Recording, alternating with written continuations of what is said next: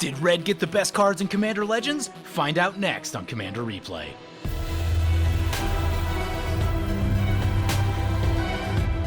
Today we're looking at the question, did Red get the best cards in Commander Legends? I think it did.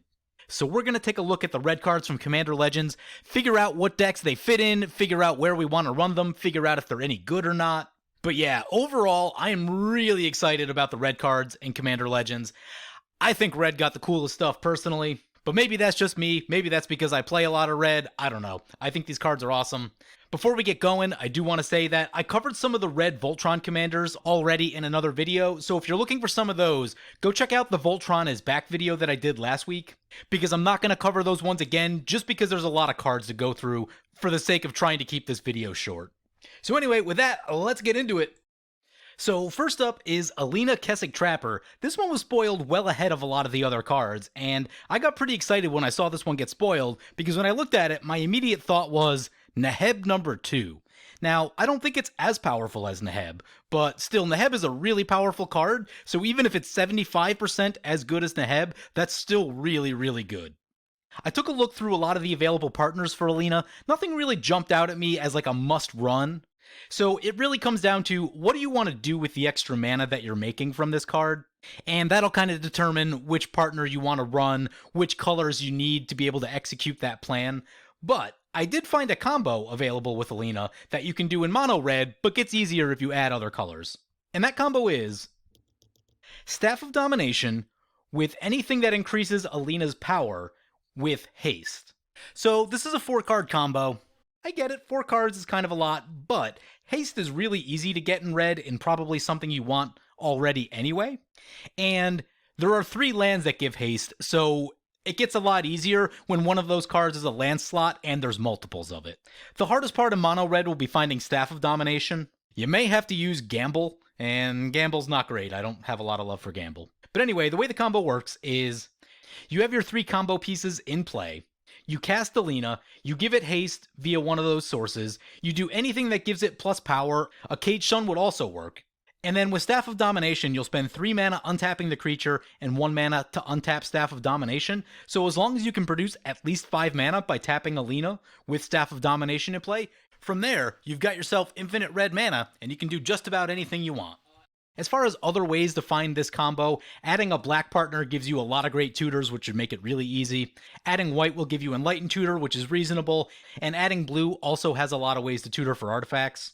But even if you're not looking to combo with this commander, just playing it, playing a creature, tapping it, getting a bunch of mana back, and then casting something else is really cool. That's burst mana, and burst mana is really good.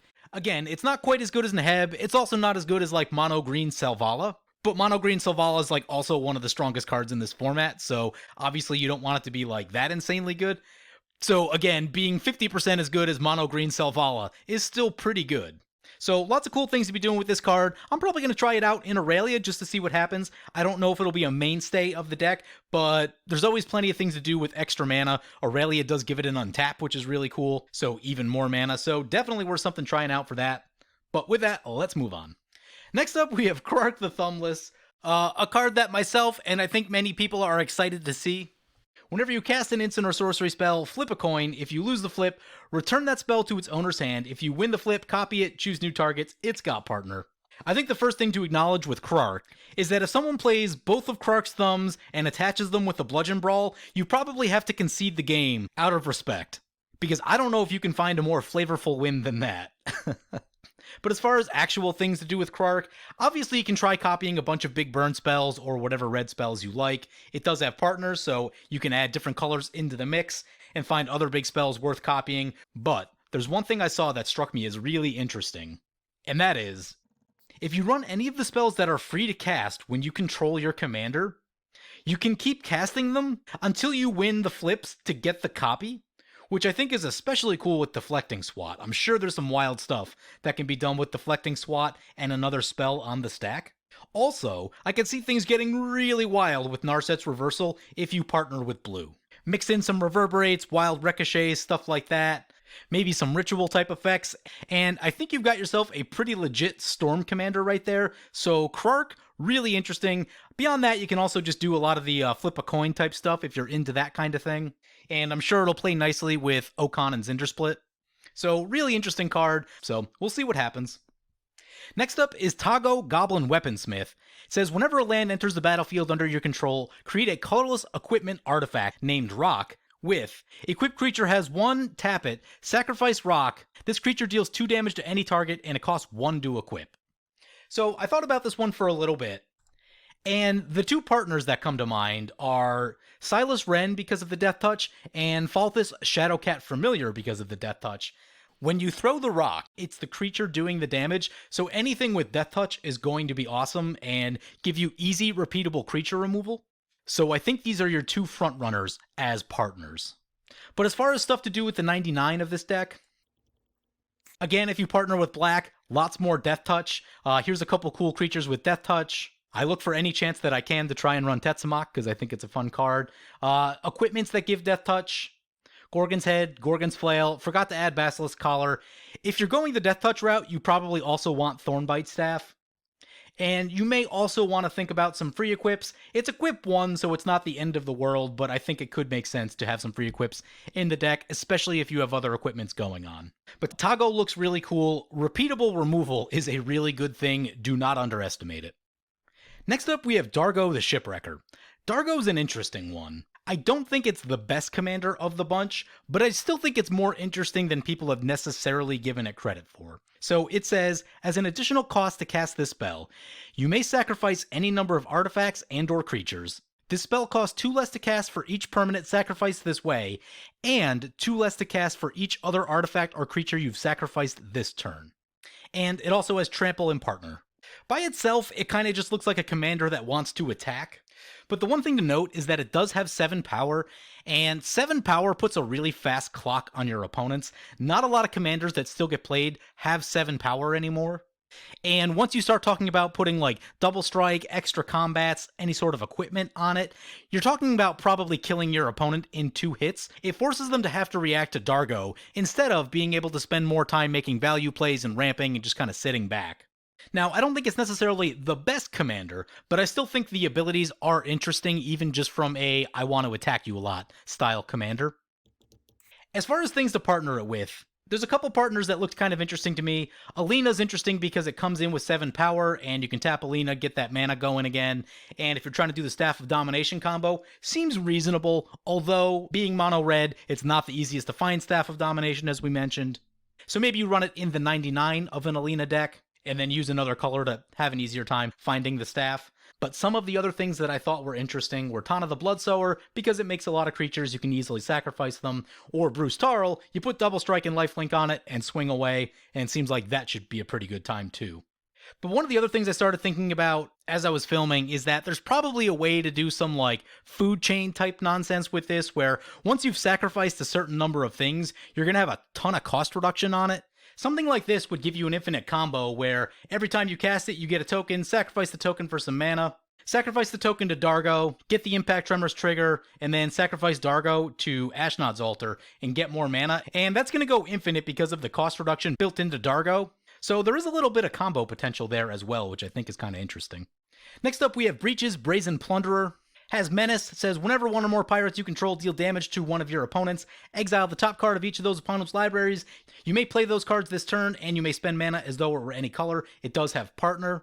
There weren't any partners that immediately jumped out as being awesome with Breeches, but it's easy enough to just pair it with anything. I think the one thing you really want with Breeches is Lantern of Insight, just so you know what's on top of your opponent's libraries, and you can make the best decision about who you want to attack and whose cards you want to try to cast. But there are a lot of good pirates in this set, so if you're playing an Admiral Beckett Brass deck, Breach is definitely going to be worth the include in that deck, as well as many of the other pirates in this set.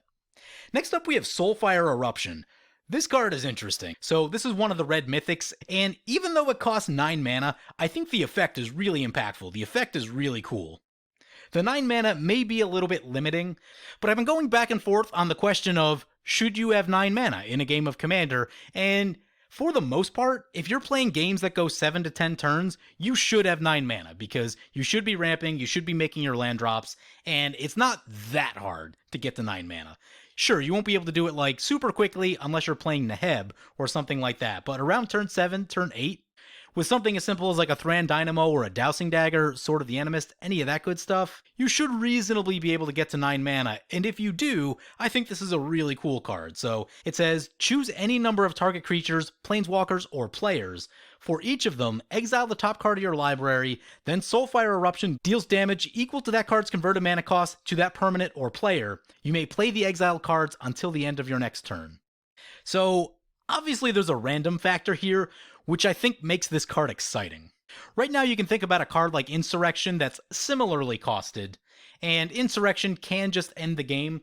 This card may or may not end the game, but it's going to generate a ton of value. It's going to give you some or perhaps a lot of removal, which I think is cool. If you have a damage doubler in play, now you're really talking. But one of the things with this card is making sure that you have plenty of targets in play, and one potential way to do that is just use a Genesis Chamber. Whenever your opponents cast creatures, they'll get more creatures, thus creating more targets, and will give you more impulse-style draw with Soulfire Eruption. Not saying it's necessarily the best thing to do. Some games, especially if you're playing green opponents, will just have a lot of creatures in play naturally. It's when you tend to face the like more blue or black combo decks, they don't necessarily have tons of creatures in play, where Genesis Chamber might help that out a little bit. But my general take on Soulfire Eruption is, it's cool, it's powerful. It doesn't go in every deck, but there are definitely some number of decks that want it.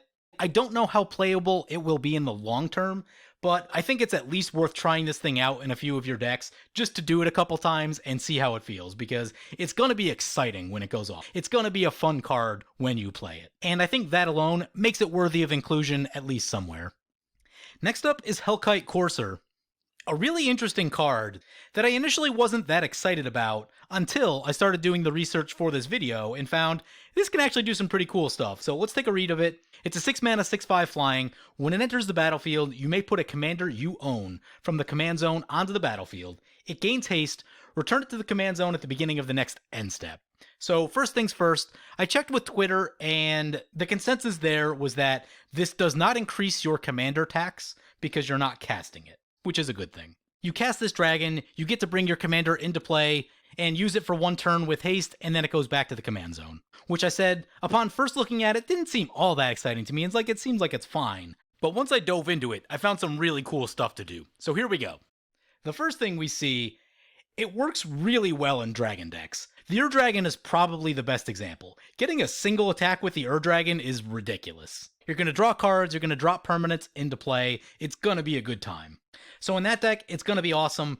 It's going to be really good in a lot of the other dragon decks. It just so happens that, one, having the dragon creature type makes it valuable, and two, a lot of the dragons, when they come into play, they just have these big splashy effects that do a lot of things. You can Nicol Bolas someone and make them discard their hand, don't have to worry about the casting cost or the upkeep on Nicol Bolas. Vivictus Asmati is cool. You could potentially shoot Vivictus itself just to get some lasting value, but it's still highly impactful otherwise. Niv Mizzet gonna draw you a bunch of cards, get you a 6/6 attack in the air. Karthus, kinda cool, will give the Hellkite itself haste. And Lathliss, no particular synergy, but just if you already have dragons in play, having Lathliss in play for a turn and being able to pump some of your dragons, probably pretty reasonable. Oh, and then of course, Scion of the Ur-Dragon, I haven't figured out the exact line yet, but getting like a free shot with Scion of the Ur-Dragon and then activating the ability, I'm sure there's all kinds of hijinks you can get up to by transforming Scion into a bunch of different things. But moving past the dragons, there's a bunch of other really cool things that I noticed too.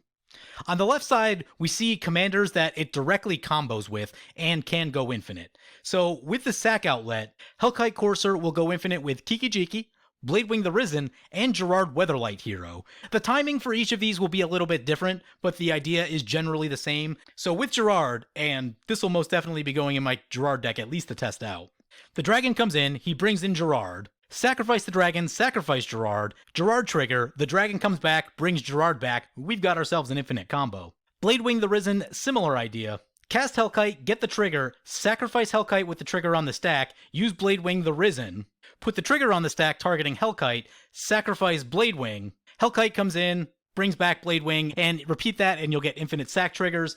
Kiki-Jiki, similar idea. Cast Hellkite, get Kiki into play. Activate Kiki, targeting the Hellkite, sacrifice Kiki with the trigger on the stack. When the copy comes in, you'll bring in a new Kiki. Repeat, and you'll get infinite triggers off of your sack outlets or impact tremors or what have you. In the middle column, we see a set of creatures that just come in and can hit really hard for one turn and potentially take people out of the game. Greven also has the ability to draw a lot of cards in the process, which is kind of cool, but even something as simple as just get a Gisela, hit someone with a Gisela for a turn can be good enough. And then on the right side, we see cards where you can have some sort of lasting impact on the battlefield. Kaalia can bring something else in from your hand, and that's definitely relevant. Also, it's a dragon itself, which is a creature type that Kaalia cares about.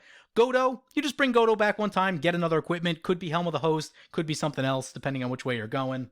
Jaliva, kind of cool because you'll get to use Jaliva with haste by doing this. So you can exile a bunch of spells and then attack with her immediately and cast whatever the best spell is for that moment. And then Marchesa is interesting because of the dethrone mechanic. If you can get the +1 counter on Marchesa and then sacrifice it, it'll be a new object when it comes back at the end step. So then you'll get to keep it permanently. So lots of really cool things to be doing with Hellkite Courser. I don't think it's going to go in every deck, but the decks that do like it will like it a lot. And I think that's going to be your dragon decks, and it's going to be the decks with direct combos. Someone asked me if I was going to put this in Aurelia, and you certainly could. I won't, just because when you're thinking about like best in slot creatures for Aurelia, 6 CMC is really crowded and there's a lot of cool stuff to be running. And I don't think this is better than some of the other options like Sun Titan, Morog, Godo, Atali. So it's more just an issue of 6 CMC is really crowded. But if this card stays cheap, which it might, I'm not sure, it's certainly very reasonable for Aurelia and could certainly make sense in a budget option if this card isn't terribly expensive. Next up, we have Port Razer, a card that I talked about in the last video a little bit. I just like it. It's additional combats on a creature, and I think this card will be cheaper than a lot of the other additional combat spells because Waves of Aggression is like $10 right now. Aurelia is somewhere between 10 and 15. Aggravated Assault is not the cheapest. Savage Beating isn't the cheapest. So I just like having this extra combat on a creature.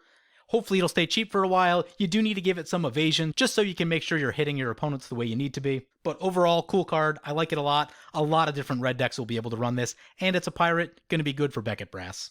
Next up, we have Aurora Phoenix. Flying Cascade. Whenever you cast a spell with Cascade, return Aurora Phoenix from your graveyard to your hand. This is kind of a cool card. I've been thinking about it a little bit. I don't think you would run this as just a value piece in some random deck. I think where you really want to be using this is in a Cascade deck. And here's some of your Cascade commanders. I think it makes a lot of sense in these places, but I wouldn't necessarily run it outside of these decks because for the same mana in the same colors, you can get Sunbird's Invocation, and if you're just looking for general value, that's going to be a better 6 mana play most of the time. I get that this is a creature versus an enchantment, but I'd probably be looking to Sunbirds for the value more than anything. The one thing to note here, this is a Phoenix. If you're looking to build Phoenix Tribal, still a couple more Phoenix-I to go, and perhaps a cool commander is needed, but I have attempted Phoenix Tribal in the past. That deck hasn't yet made it to video, but maybe someday. Next up, I talked about this one in the last video a little bit, but I'll talk about it again briefly. Wheel of Misfortune. Wizards of the Coast, interesting way to get around the fact that Wheel of Fortune is on the reserve list. I, for one, am personally all for it, because I was fortunate enough to buy Wheel of Fortunes a couple years ago, when they were still relatively cheap, but I will definitely not be getting any more Wheel of Fortunes, so Wheel of Misfortune is a nice backup option to have if you're someone that has a lot of red decks. So each player secretly chooses a number between 0 or greater, then all players reveal those numbers simultaneously and determine the highest and lowest numbers revealed this way. Wheel of Misfortune deals damage equal to the highest number to each player who chose that number. Each player who didn't choose the lowest number discards their hand and draws 7 cards. So essentially, the player with the highest number takes damage, and everyone except the player with the lowest number gets to wheel their hand. I think this is interesting because one of the things that makes Wheel of Fortune good is that it's really disruptive to people that are trying to assemble combos in their hand. If you have the things you want in your hand, you can choose 0, and there's a pretty good chance that you're not going to wheel your hand, which reduces the effectiveness a little bit from normal Wheel of Fortune. But it does have some upside with red decks in that you're burning their life total, and it's pretty easy to double that damage. If you have a Dictate or a Furnace in play, that'll probably put some opponents into some pretty tough spots, especially if they're looking to draw. But I do think you need to be a little bit careful with this because you do need to make sure that you draw when you need to, which means you're probably going to have to choose a somewhat high number. I would say at least 5 or 6 most of the time. And if you really want to make sure, probably 10. So there's just a lot of trickiness with this card that makes it interesting. Overall, it'll be slightly less good than original Wheel of Fortune. The question that's still in my mind is, do you replace Reforge the Soul with this? Because Reforge the Soul is a little bit clunky at 5 mana. It's not the best, but it is guaranteed to do the thing where there are chances for Wheel of Misfortune to misfire and not do exactly the thing that you need it to do. So it'll be interesting, but definitely worth trying, definitely worth playing. I do like the fact that it's not a mythic, so we'll hopefully keep the cost relatively low. If this ends up going in like every red deck ever, especially ones that don't have Wheel of Fortune, which I think is very possible, I'm not sure if I would run Wheel of Fortune, Reforge the Soul, and Wheel of Misfortune. That's also a question on my mind. We'll see. But yeah, overall, wheels are really good. This one's efficiently costed, which is fantastic. Potentially get some extra damage into your opponents. Or I suppose if you really want to screw with them, you could even choose 0 yourself and make all of them wheel if you don't want to wheel. So yeah, it's just really interesting. It's going to lead to some interesting gameplay decisions. So next up we have Ember-Wild Captain, a 4-mana 4/2 that when it enters the battlefield, you become the Monarch. Says, whenever an opponent attacks you while you're the Monarch, Ember-Wild Captain deals damage to that player equal to the number of cards in their hand. It's just a nice value piece. It can go in a lot of different red decks. I'm going to try this out in Aurelia. I think getting the Monarch token for a minute is going to be pretty good. When they try to wrestle it away from you, they're going to take some damage. If you're red, very easy to have double damage, so you can make it very costly to them. So I just like this card a lot. I think it's going to go a lot of different places. And it's also a pirate, so if you're building that pirates deck, pirates are starting to look a lot better. Next up, we have Flamekin Herald, a 3-mana 3/2 that says, commander spells you cast have Cascade. First, I have to mention that I love the Flamekin tribe, and I was really disappointed in Lorwyn that, like, fairies dominated everything. But it is really cool to see the Flamekins getting some love in this set. Overall, I think this card is going to be a little bit underwhelming. It's not awful if you want to play it, especially outside of a Cascade deck. But it does have a timing problem where if your commander's already in play, which most decks want their commander in play, then you need to get your commander out of play, being able to keep the Flamekin Herald in play, and then recast your commander. So, like, I can definitely see some weird timing stuff like that, but I think it'll make sense when your commander costs a little bit more. If you're a fan of Red Achroma, and you're just trying to hardcast Red Achroma from the command zone, could be kind of cool. If you like Atali, might be decent. Once you start looking at, like, the 6, 7, 8 mana commanders, I think it does bring a little bit of value. It's not necessarily the first thing that I'm looking at, but I think it's kind of cool. The other thing to think about too is that besides just slotting it into any of the Cascade commanders, which is a very easy thing to do, I think it's also important to keep in mind that, like, with the partner commanders, having 2 commanders does make this a little bit better than I'm necessarily giving it credit for. If you have your one, like, cheap value commander and then you have, like, your bigger commander for later on, that's a reasonable amount of value to be able to get with this thing. So I think it's kind of interesting. I don't think it's the best card. I don't think it's the worst card. Probably not going to run it everywhere. But if you're building, like, a budget deck, you're playing your first commander deck, you could certainly do a lot worse than Flamekin Herald, so I think it's a very reasonable card. Next up, we have Coercive Recruiter, 5 mana 4/3. When it or another pirate enters the battlefield under your control, gain control of target creature until end of turn, untap that creature, it gains haste, and becomes a pirate. This is a second copy of Zealous Conscripts, which means it immediately goes infinite with Kiki Jiki, which I think is interesting, but is also really good for Pirate Tribal. Pretty cool. I don't think you're going to run it everywhere. You probably run it in a Pirates deck or in a deck that has Kiki Jiki. And the third place is probably if you're running a partner commander that is a pirate, but isn't specifically a Pirate Tribal deck. And those are 3 pretty good use cases. I don't think it's going to show up everywhere, but I think it's very reasonable in the 3 decks that I just mentioned. And even just as a basic threaten effect, I've definitely lost to threaten effects in the past. They are the type of thing that can, like, change a game pretty dramatically. You play an awesome creature, someone steals that awesome creature and then kills you and probably someone else. Next up, we have the reprint for Blasphemous Act. Don't need to talk about it a lot, but it is one of the most played cards in Red. It was getting a little bit expensive for a while, and I'm happy to see them reprinting it, so it should be nice and cheap for a little while. I would definitely pick up a lot of copies of this, just to make sure you have plenty for all of your red decks going forward for when it'll probably get expensive again. Next up is Jeska's Will. As a fun side note, I looked up the pronunciation of Jeska earlier today. I assumed that it was a Scandinavian name, which means it would have been pronounced Jeska. However, it's actually of Hebrew descent, which means that the pronunciation is Jeska, the J is pronounced. I bring that up because I had been pronouncing it Jeska in some previous videos. Will I stop doing that? I don't know. I kind of just like saying Jeska. We'll see what happens. Anyway, Jeska's Will. This is another awesome red card that can go in a lot of decks. 3 mana, choose one. If you control a commander and you cast this spell, you may choose both, and you can either add a red for each card in target opponent's hand, or exile the top 3 cards of your library. You may play them this turn. So this thing is mana and card draw, both things that you want. I could easily see this going in like every red deck ever. I just can't think of a reason why you wouldn't want to include it, because it's burst mana and it's extra cards, or potentially both. And with so much card draw going on now, it's common for people to have 5 or more cards through most of the game. And I would definitely play this just to get 5 mana, just to make my turn a little bit more explosive, let alone if they have 7 or if they have no max hand size, even more than that.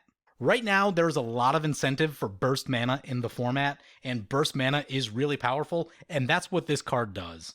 So if you have the things you need already, you can set up the big turn much quicker. But the flexibility of, well, now I'm out of cards, now I just need more things to do, you can cast cards off the top of your library, so good. I love this card. I think it's going to go in just about every red deck, because I think it's just too much upside and too much flexibility to really pass up. So I think this thing's going to be awesome. Next up is Court of Ire. 5 mana enchantment. When it enters the battlefield, you become the Monarch.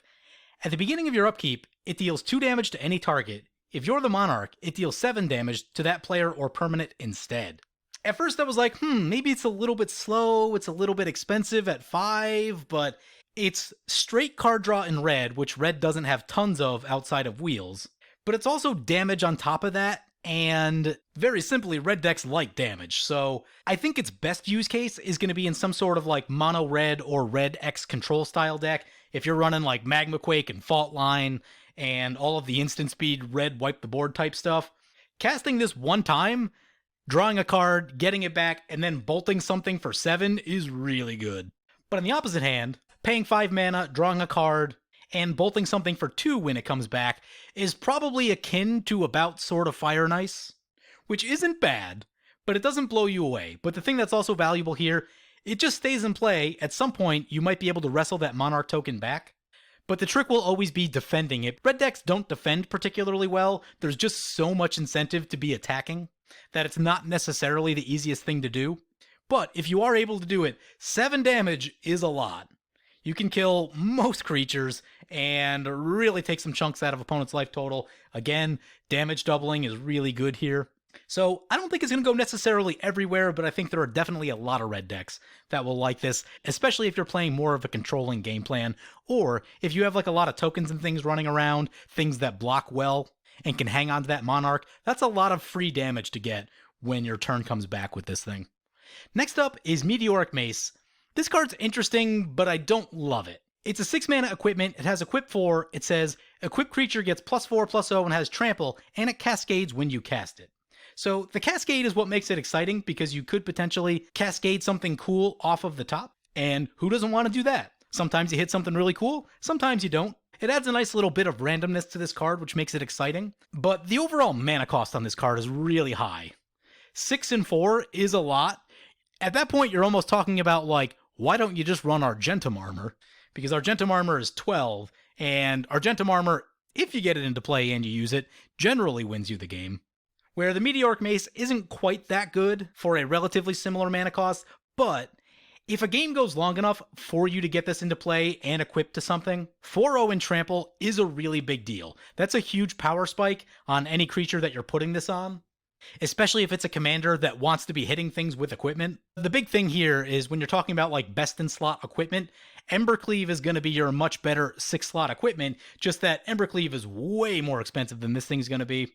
So they're at 2 completely different price points. Meteoric Mace probably going to favor the budget decks a little bit more, where Embercleave is going to be your best in slot. I'm not looking to sacrifice any power type of build.